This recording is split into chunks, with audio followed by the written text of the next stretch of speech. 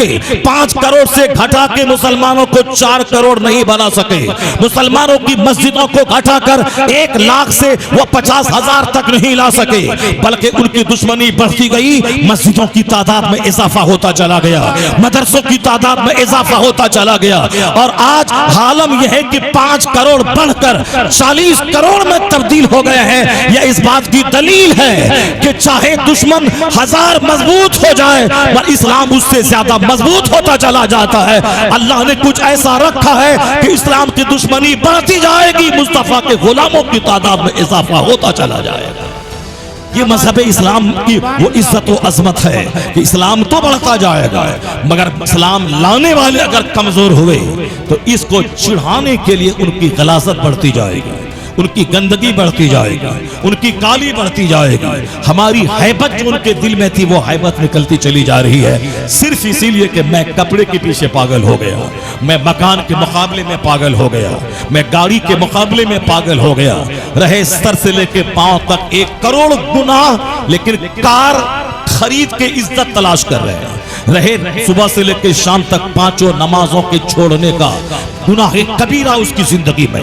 जो नमाज फज्र छोड़ता है गुनाह कबीरा है, शराब पीने से बड़ा गुनाह, ज़िना करने से भी बड़ा गुनाह। लेकिन 5 नमाजें कज़ा हो गई, उनका दिल तक नहीं हिला, जबकि ज़िना करने से बड़ा गुनाह वो कर चुका, 5 टाइम कर चुका। 1 वक्त की नमाज छोड़ना हराम और गुनाह कबीरा है।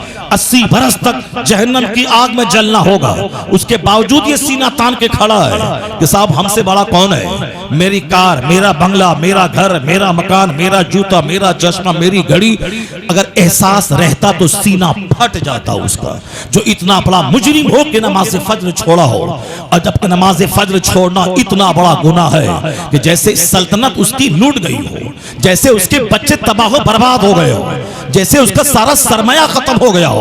हुजूर ने क्या फरमाया, रकाअतल फज्र खैरुम मिनद दुनिया व मा फिहा। फजर की 2 रकात नमाज दुनिया और दुनिया में जो कुछ है उससे बेहतर है। फजर की 2 रकात नमाज दुनिया और दुनिया में जो कुछ है उससे बेहतर है। मुस्लिम शरीफ की हदीस में आया है, रकाअतल फज्र खैरुम मिनद दुनिया व मा फिहा। दुनिया में 200 से ज्यादा ममालिक है, दुनिया में सोने चांदी का पहाड़ है, दुनिया में 200 से ज्यादा ममालिक की करेंसीज है, डॉलर है, रियाल है, दिरहम है, दिनार है, पौंड है, सारी चीजें दुनिया में है। मगर हुजूर ने क्या फरमाया, फजर की 2 रकात नमाज दुनिया और दुनिया के अंदर जो कुछ है उससे बेहतर है। तो जो 2 रकात नमाज फजर अदा कर ले, इसका मतलब उसे हिंदुस्तान की बादशाहत मिल गई, उसे अमेरिका यूरोप की सल्तनत मिल गई, उसे दुनिया भर के जितने सोने के पहाड़ हैं वो सब मिल गए। यानी हुजूर की बात सच्ची है, सरकार का फरमान सच्चा है। हुजूर ने कहा 2 रकात नमाज दुनिया माफीहा, माफीहा मतलब जो कुछ दुनिया के अंदर में है, दुनिया और जो कुछ दुनिया के अंदर है उससे बेहतर है फजर की 2 रकात नमाज। तो अब अगर इतनी नेमत मिल गई तो जिसने फजर की नमाज छोड़ दी उसके बारे में क्या कहा जाएगा, दुनिया और दुनिया में जो कुछ है सारी चीजें उसकी लूट गई, यानी उसकी औलाद तबाह हो गई, उसका घर बर्बाद हो गया, उसकी जिंदगी बर्बाद हो गई। यही वजह है कि 2-4 साल के बाद बेनमाजी का जब कारोबार ठप हो जाता है, 2-4-5 साल के बाद बेनमाजियों के घर में जब दिन रात उलझने पैदा होती है, 2-4-10-20 साल के बाद बेनमाजी की इज्जत जब जिल्लत में तब्दील हो जाती है, उस वक्त ये हाथ पांव चारों शाने चित होकर बोलता, मैंने कोई गुनाह तो नहीं किया था, मैंने किसी का घर तो नहीं लूटा, मैंने किसी को धोखा तो नहीं दिया, मैंने किसी को कत्ल तो नहीं किया, किसी का कत्ल तो नहीं किया, फिर ये मुसीबत क्यों आ गई। तुमने कत्ल नहीं किया ये और सच है, तुमने दूसरों को की जमीन नहीं लूटी ये सच है, मगर जमीन लूटना ही गुनाह नहीं है, कत्ल करना ही सिर्फ गुनाह नहीं है, झूठ बोलना ही सिर्फ गुनाह नहीं है, जिना करना, सूद खाना, जुआ खेलना ही सिर्फ गुनाह नहीं है, बल्कि नमाज पंजगाना छोड़ना ये सबसे बड़ा गुनाह है। क्योंकि नमाज पंजगाना ये फर्ज आजम है और जो सबसे बड़ा फर्ज है उसका छोड़ना सबसे बड़ा गुनाह है। तो यार इस पर नजर नहीं है। बहुत सारे लोग कहते हैं, अरे भाई मैं नमाज ही तो नहीं पढ़ता हूँ, मगर मैं किसी को ठगता तो नहीं हूँ, मैं मदरसे की नकली रसीद छपा के लोगों की ज़कात की रकम खाता तो नहीं हूँ, मैं दूसरों के दरवाजे पे जाके मस्जिदों का चंदा करके अपना मकान तो नहीं बनाता हूँ, बाप दादाओं की वक्फ की हुई जमीन बेचकर मैं उसको लूटता तो नमाजी तो नहीं पढ़ता हूँ, मगर मैं दूसरे गरीबों में कंबल बांटता हूँ, मैं दूसरों के मकान बनाता हूँ, मैं दूसरों में सड़कें बनाता हूँ, मैं दूसरों के फलाही काम में रहता हूँ। ये अच्छा काम है, गरीबों में कंबल बांटना, गरीबों में लंगर बांटना, गरीबों में राशन का किट भेज देना, उनका मकान बनवा देना, उनकी बेटी की शादी करवा देना, शादी समारोह आयोजन करके 1000 गरीबों की बेटी का फ्री शादी करवाने का इंतजाम कर देना, गरीब बच्चों को फ्री आईएएस की तैयारी करवा के डीएम बनवा देना, ये सब अच्छा काम है, डेवलपमेंटल और फलाही काम है, सब अच्छा काम है। लेकिन इन कामों की वजह से आपसे नमाज माफ नहीं हो जाएगी। इन फलाही कामों की वजह से आप ये जो समझ लेंगे कि नमाज छोड़ करके मेरा काम बन जाएगा, नहीं होगा। हदीस और कुरान की जो तालीमात है उसका मफहूम यही है कि नमाज पढ़ना फर्ज आजम है और 1 करोड़ की मस्जिद तामीर करना नफल है, और कोई नफल कबूल नहीं होता है जब तक कि बंदा फर्ज ना अदा करे। अगर एक शाबान की 15वीं रात को जाकर 1 लाख रकत नमाज पढ़ ले, ये नफल है, ये मुअल्लक या पेंडिंग में नेकी रहेगी जब तक कि आप फजर की 2 रकत फर्ज ना अदा कर लें। चूंकि वो रात भर जाग के नफल पढ़ना फर्ज नहीं है, वह नफल है, पढ़े सवाब नहीं पढ़े कोई गुनाह नहीं, मगर फजर की 2 रकत नमाज पढ़ना ये फर्ज आजम है। इससे हट के 1 लाख नफल सजदा वह पेंडिंग में रहेगा जब तक कि फर्ज का हिसाब नहीं चुका दें आप। आका फरमाते हैं क़यामत के दिन सबसे पहले जिस चीज का सवाल होगा वह नमाज है। इन्ना अव्वल मा युहासबु बिहिल अब्द यौमल क़यामति सलात। क़यामत के दिन सबसे पहले जिस चीज का सवाल होगा वह नमाज है। नमाज के बारे में बंदा जवाब देने में कामयाब हो गया तो फ़क़त अफ़लहा व अंजहा, वह कामयाब और बामुराद हो गया। अगर नहीं जवाब दे पाया तो फ़क़त ख़ाबा व ख़सिरा, हिलाक और तबाह बर्बाद हो गया। बहुत लंबी लंबी दाढ़ी रखते हैं, दाढ़ी रखना उतना बड़ा फर्ज नहीं है जितना बड़ा फर्ज नमाज फजर जोहर असर मगरिब पढ़ना है। बहुत लंबी चौड़ी दाढ़ी टोपी है बरकाती, असाब उम्मानी टोपी है तो दुबई वाली टोपी है, सिर्फ दिखाने के लिए। टोपी मत पहन, जिंदगी भर तू नंगे सर रह। उतना बड़ा गुनाह नहीं है जितना बड़ा गुनाह फजर जोहर असर मगरिब छोड़ना है।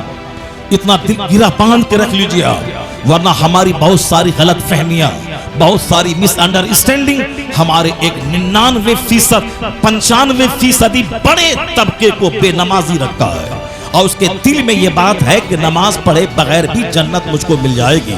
उनके दिमाग में यह बात है कि नमाज पढ़े बगैर भी मुझको मुस्तफा की शफात मिल जाएगी। वो तो अल्लाह का फजल है, हुजूर की शफात है। 99 आदमी का कातिल अल्लाह चाहे उसको माफ कर दे, वो तो अल्लाह का फजल है। कोई सारी जिंदगी एक सजदा न किया हो, वो ईमान उसके पास मौजूद है। अल्लाह चाहेगा, अल्लाह की कुदरत, अल्लाह की ताकत, अल्लाह का फजल, अल्लाह उसे माफ करके जन्नत में दाखिल कर दे। मगर इससे ये अंदाजा न लगा लें कि अल्लाह जब चाहेगा तो माफ कर ही देगा, तो क्यों मैं नमाज पढ़ूं, क्यों मैं रोजा रखूं। ऐसा नहीं, इसको इस तरीके से समझें। अल्लाह के पास इतनी ताकत है वो आम के पेड़ से सोने का फल दे दे, इसमें कोई शक नहीं है। There is no doubt in it, इसमें कोई शक नहीं है कि अल्लाह के पास इतनी ताकत है, इतना पावर है। वो दरख्त में आम की जगह सोने का आम दे दे, ये अल्लाह को ताकत है, और अल्लाह ऐसा कर सकता है। अल्लाह के पास ये ताकत है। अल्लाह चाहे तो मैं जो लूम में साड़ी बनाता हूं, बनारस की साड़ी, ये बनारस की साड़ी सोने की साड़ी वहां से निकल जाए, मैं वहां धागा दूं और वहां से सोने की साड़ी बन के निकल आए। इसको कोई इनकार नहीं कर सकता। नहीं, कोई ये बोल ही नहीं सकता है कि अल्लाह तबारक तआला के पास ये ताकत ही नहीं है कि हम उसमें धागा डालें, साहब कपास का धागा, और वहां से सोना निकल जाए। कोई मुसलमान नहीं बोलेगा, न कोई मौलाना, न कोई मौलवी, सब लोग ही बोलेंगे जबरदस्त इन्नल्लाह अला कुल्लि शैइन कदीर, अल्लाह हर चीज पर कादिर है। अल्लाह चाहे तो हम लगाएं खेत में धान, और धान से वहां धान ना निकल करके धान की बाली में चांदी और याकूत और मोंगा निकल जाए। अल्लाह के पास ताकत है, अल्लाह ऐसा कर सकता है। अल्लाह जब चाहे कर दे। दिल्ली में एक बुजुर्ग थे अब्दुल्ला शकरबार रहमतुल्लाह अलैह, दिल्ली में कहत छाया, पानी बंद हो गया, लोग परेशान हो गए। अल्लाह के वली थे, उनके पास आ गए, कहा बाबा बारिश बंद है, पानी पीने को नहीं मिल रहा है, जानवर परेशान हैं, चारा नहीं है, फसलें पैदा नहीं हो रही हैं, तो आपने हाथ उठा के दुआ कर दी। जब दुआ की तो अल्लाह ने उनकी दुआओं के बदले में आसमान से पानी नहीं बल्कि शक्कर की बारिश कर दी, यानी वो शक्कर की बारिश होने लगी। अब जब शक्कर की बारिश हुई तो सारे दिल्ली के लोग मस्त हो गए। पानी ही नहीं बल्कि शक्कर वाला पानी, मीठा पानी, शरबत आसमान से उतर गया। तो इसीलिए उसी दिन से उनका नाम शकरबार, अब्दुल्ला शकरबार हो गया। ऐसे ऐसे लोग, अल्लाह चाहे तो आसमान से सोना बरसा दे, अल्लाह चाहे तो आसमान से मोती मोंगा बरसा दे, लेकिन क्या मोती की बारिश आपने कभी देखी है दुनिया में? कभी आपने मोंगे की बारिश देखी है? कभी आपने सोने की बारिश देखी है? कभी पूरे हिंदुस्तान में 150 करोड़ की आबादी है, बता दे कहीं कि किसी खेत से वहां गेहूं की जगह पे सोना निकल गया हो? कहीं धान में बासमती धान की जगह वहां से चांदी निकल गया हो? नहीं नहीं, ऐसा नहीं होता। अल्लाह के पास कुदरत है, लेकिन अल्लाह का सिस्टम क्या है, अल्लाह का नियम क्या है, अल्लाह रब्बुल इज्जत का कानून क्या है, अल्लाह रब्बुल इज्जत का ज़ाब्ता क्या है? अल्लाह रब्बुल इज्जत का ज़ाब्ता है कि मर्द के पेट से बच्चा पैदा नहीं होता है, औरत के पेट से बच्चा पैदा होता है। अल्लाह का ज़ाब्ता यह है कि मर्द और औरत दोनों आपस में मिलते हैं तब बच्चा पैदा होता है। अल्लाह चाहे बगैर माँ बाप के बच्चा पैदा कर दे, जैसे एक बार जनाब आदम अलैहिस्सलाम को पैदा करके बता दिया, बंदे मेरे पास ये ताकत है, मैं पैदा कर सकता हूँ, बगैर माँ बाप के मैंने आदम को पैदा कर दिया।